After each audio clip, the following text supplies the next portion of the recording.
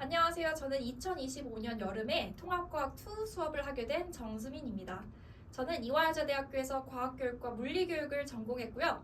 통합과학을 복수 전공했습니다. 자, 우리 통합과학 2라는 과목이 2학기 때 여러분들을 기다리고 있는데요. 일단 통합과학 1이 어땠는지 잠깐 살펴볼게요.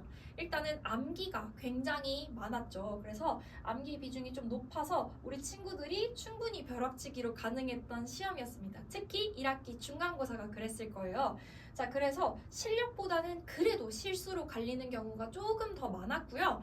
자, 그 다음에 그래도 통합과학 1이 저는 어려웠는데요 하는 친구들 분명히 있었습니다. 자, 그 원인으로는 제일 1번이 중학교 과학의 공백이 큽니다. 그래서 중2, 중3 때 아무래도 중학교 때는 시험의 난이도가 좀 낮다 보니 충분히 나는 조금 공부해도 A를 맞았는데 왜 고등학교 때는 그게 쉽지 않지? 라고 느꼈을 거예요. 중학교 과학을 꼼꼼히 하지 않으셨다면은 고1의 통합과학이 분명 어려우셨을 겁니다. 그래서 이 중학교 과학이 지금이라도 좀 채워져야 되고 이제 와서 중등을 하기 어렵다면은 우리 여름방학에 통과 2를 꼭 선행을 하셔야 합니다. 자, 그 다음으로 두 번째로는 1학기 기말이었죠. 보통은 1학기 기말에 물리가 나갔는데요. 이 물리가 요즘에는 물리학 1의 역학의 좀 기초 수준으로 나오긴 했어요. 그래서 고2 수준으로도 그래도 나오기 때문에 우리 학생들이 평소에 물리에 부담이 있었더라면 따라잡기가 좀 어려웠을 거예요. 자, 그러면 이제 통합과학 2는 어떨까요? 무조건 핵심은 화학입니다. 우리 1학기 때는 그래도 좀 변별이 있다, 실력이 필요하다 했던 경우는 물리였거든요. 그런데 2학기 때는 무조건 화학이고요. 물리보다 제가 봤을 때는 화학이 더 어렵습니다.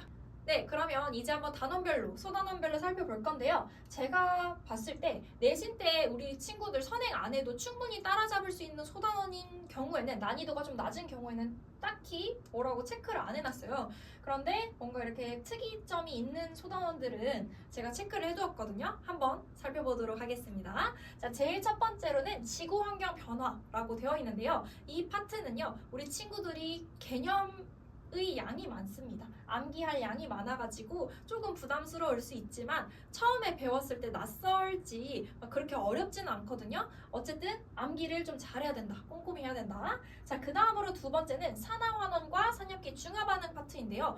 개정 전에는 소단원이 3개였었는데 이번에는 이렇게 2개로 좀 축약이 되었어요. 그래도 난이도가 제일 높고요, 제일 중요해요. 그래서 1년 통틀어서 가장 어렵다라고 해놓았고요. 스킬 훈련이 굉장히 중요합니다. 1학기 기말고사 물리 같은 경우에는 기억나실까요? 스킬이 사실 그렇게 중요하진 않았어요. 왜냐면 물리학 1에 나오는 역학만큼은 어렵게 나오지 않았거든요. 고일스럽게 문제가 나왔기 때문에 뭐 해봤자 공식이랑 VT 그래프 그리는 거, 그리고 엄청 어려워도 평균속도인데 평균속도 쓸만한 문제가 그렇게 많진 않았습니다. 자, 그런데 우리 화학은요, 문제 유형도 일단 너무 다양해요. 그래서 스킬이 굉장히 중요합니다. 그래서 스킬이 정리되어 있는 그런 수업을 좀 여름방학 때 미리 듣는 게 중요하다라고 말씀드리고 싶고요. 스킬 훈련의 유무가 속도와 풀이력을 결정짓습니다. 저 스킬은 이해 못하겠어요. 기본 개념만 할게요. 그래도 풀 수 있는 문제가 굉장히 적을 겁니다. 자, 그 다음에 우리 세 번째, 물질 변화에서의 에너지 출입인데요. 이 파트는 우리가 중학교 때 배웠고 그렇게 난이도가 높지는 않을 겁니다. 그래서 여기는 그냥 새롭게 추가되었다, 이렇게만 알고 가셔도 괜찮을 것 같고요. 그 다음에 2단원, 3단원인데 3단원은 우리 개정되면서 아예 추가된 건 아시죠? 그래도 거의 암기 파트일 확률이 높고 뭐 자료 분석 있어도 그래도 내신 때 충분히 우리 애들 따라잡을 수 있습니다. 자, 그러면은 이제 그 다음으로 지구환경 변화와 인간생활 볼 건데요. 이 파트는 지구 파트인데 이해조차 안 돼요 하는 경우가 좀 많습니다. 그래서 여기는 먼저 이해를 잘 하셔야 하고요. 그를 바탕으로 암기할 것도 많아요. 그래서 암기도 잘 돼야 돼요. 그리고 문제에서 그래프 자료가 좀 잘 나오거든요. 그래서 우리 해석하는 거 문제 많이 풀어보셔야 합니다. 자, 그 다음으로 이제 세 번째가 아니라 마지막이죠. 발전과 에너지원 이렇게 있는데요. 여기는 물리 파트고 우리 중학교 3학년 때 전자기후도로 들어봤을 거예요. 개념은 크게 어렵지는 않습니다. 조금 더 심화되긴 했는데 그렇게까지 막 어렵지는 않아요. 역학에 비해서는. 자, 그런데 우리 물리학 1, 고2의 물리학 1에도 전자기후도가 있거든요. 그 내용이 겹치기 때문에 문제의 수준은 좀 올라갈 것입니다. 그래서 고2 물리에 나오는 문제 난이도가 일부 조금 출제는 된다. 그래서 우리 친구들은 여기를 문제를 좀 잘 푸는 데에 집중하면 될 것 같습니다. 자, 이렇게 통합과학 2 단원 살펴봤는데요. 화학이 그렇게 어렵다는데 얼마나 어려운가요? 그래서 제가 문제를 가지고 와봤는데요. 문제 되게 간단해 보이지만 우리 친구들 화학식, 화학반응식 쓰는 것도 까먹은 친구들은 이 소단원 자체를 되게 어려워해요.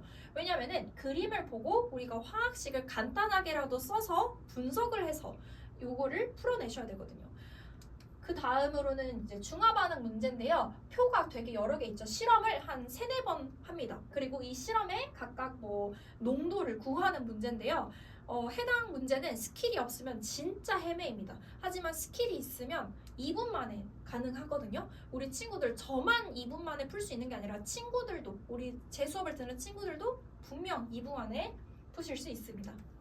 실제 기출들도 가지고 와봤는데요. 제가 담당하고 있는 잠실여고 1학년과 그 다음에 영파여고 1학년의 기출입니다. 잠실여고 1학년은 보통 지문이 굉장히 길어요. 그래서 실험의 내용이 흐름이 쫙 설명되어 있는데 문해력이 약한 친구들은 아예 이 실험 자체도 이해를 못하겠다라고 질문도 많이 해줘요.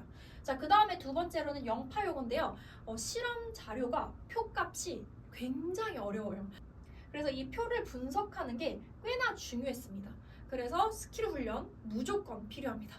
자, 그 다음 이제 여름방학 통합과학 2의 목표. 자, 그럼 우리 친구들이 이제 여름방학에 통과를 듣는다면 무조건 무엇을 집중해야 되냐? 화학입니다. 이왕 화학 듣는 거 저는 기본만 가르치지 않을 거고요. 심화까지도 아예 다룰 거예요. 물론 물화생지 있는 거 다 중요하죠. 하지만 물질은 제가 봤을 때 내신 때 해도 모두가 다 잘 따라올 수 있어요. 중요한 건 화학입니다. 그래서 저는 5주 커리큘럼을 봤을 때 3주 그리고 이제 화학 총괄까지 있어서 3.5주간을 아예 화학으로 잡아버릴 거예요. 그래서 아예 이 중간중간에 저만의 스킬을 녹여낼 거고 우리 친구들 클리닉도 많이 불러서 화학을 꼭 제대로 잡을 수 있게 신경을 쓸 것입니다. 그 외로는 이제 물리의 전자기유도 파트 그리고 지구과학에서 아까 이해가 좀 중요했던 파트를 다룰 예정입니다. 자, 그러면 저는 이제 어떤 사람인지를 소개를 해드려야 되잖아요. 저는 꼼꼼하다 그리고 디테일하다 라는 평가를 좀 많이 받습니다. 똑같은 과정이어도 그 하나하나에 우리 학생의 관심 그리고 조그만 한 더 디테일이 들어가는 게 결과의 차이를 만든다고 생각을 하거든요. 그래서 저는 어떤 디테일이 들어가는지 제 관리를 소개해 드릴게요. 일단 여름방학 때 크게 만나보실 부분을 3가지를 정리를 해봤는데요. 첫 번째로는 섬세한 파악입니다. 저는 일단 학생이 어떻게 했는지를 제대로 파악하는 게 중요하다고 생각을 하거든요. 그래서 저뿐만이 아니라 제가 교육시킨 저희 조교들도 숙제를 어떻게 했는지 꼼꼼하게 분석을 해요. 그래서 단순히 몇 문제 중에 60문제 중에 40문제 해왔어요. 이게 아니라 이 친구는 제대로 이해를 하고 푼 것 같다. 아니면 푸는 척 하는 것 같다. 되게 약하다. 또는 숙제와 테스트 점수의 괴리감이 크다. 오답을 대충 한다. 아니면 이 친구는 오답을 하긴 하는데 해설지 베끼기만 한다. 이런 것까지도 다 저희는 분석을 해놓고요. 그를 토대로 일단 먼저 학부모님들께 피드백을 보내드립니다. 받아보시고 좀 어머님들이 놀라시긴 하거든요. 자, 일단 첫 번째 숙제와 테스트 결과를 한눈에 보실 수 있게 이미지로 정리해드리고 그 다음에 수업과 테스트의 전반적인 설명 공통적으로 들어갑니다. 그 다음부터는 우리 학생마다 다른데요. 일단 여름방학 때는 화학식 암기 파트가 암기 테스트를 많이 볼 건데요. 그게 아예 이미지로 우리 어머님들께서 보실 수 있고요. 그 다음으로는 개별 피드백입니다. 우리 학생이 숙제를 어떻게 했는지 파악한 것들을 자세히 써내려가요. 그리고 우리 어머님들이 가장 관심 있게 보는 파트이십니다. 그래서 어머님들께서 이 피드백을 꽤 만족해 주시고 계셨고요. 자, 그 다음으로는 클리닉입니다. 저는 일단 1학기 때 클리닉을 여는 일정이 화수목금토일 다 열었어요. 제가 수업을 하면은 제 조교를 통해서라도 클리닉을 진행했는데요. 저는 학생이 시간이 안 돼서 클리닉을 못 왔어요 라는 일은 최대한 없게 하려고 하는 편입니다. 그리고 제 조교가 클리닉을 진행하더라도 우리 어머님들 걱정하실 필요가 없는 게 일단 과학교육 전공자 제 후배들로만 꾸려놨고요. 4명이 있습니다. 그리고 그냥 이 친구들이 질문 받아줘요 하고 끝나면 특이점이 없죠. 저는 일단 우리 클리닉 올 친구들을 어떤 부분을 봐줘야 하는지 순서까지도 아니다 정해줘요. 우리 조교들한테. 그래서 이 친구는 뭘 시켜야 된다. 이런 식으로 한 명 한 명 제가 아예 이름을 쓰고 그에 따른 뭐 내용들을 쫙 써줍니다. 그리고 추가 프린트가 필요하다 하면은 그 친구들을 생각하면서 추가 문제를 꾸려서 프린트를 제공해요. 그래서 제가 직접 한 명씩 클리닉 내용을 정해주고 조교가 수행을 하고 여기서 끝나는 게 아니라 조교가 끝나고 어땠는지 한 명 한 명 어땠는지를 알림장처럼 저한테 간략하게 보내줍니다. 그래서 조교와 저와 좀 피드백이 잘 되는 편이고 학생이 뭔가 놓쳐진 게 있다 그러면은 추후에 제가 또 다시 추가로 연락을 하면서 관리가 빠짐이 없게 하려고 노력하고 있습니다. 이번 여름 때도 제가 직접 하는 클리닉도 있고 우리 조교가 하는 클리닉도 있을 텐데 탄탄하게 또 진행하도록 하겠습니다. 네, 여기까지가 이제 저의 설명이었고요. 제 통합과학 2 시간표입니다. 저는 방위관에서 진행을 하고 있는데요. 토요일 오전 10시부터 오후 1시까지 진행을 하고 7월 12일 날 개강을 할 예정입니다. 네, 그러면 여기서 설명에 마치도록 하겠습니다. 감사합니다.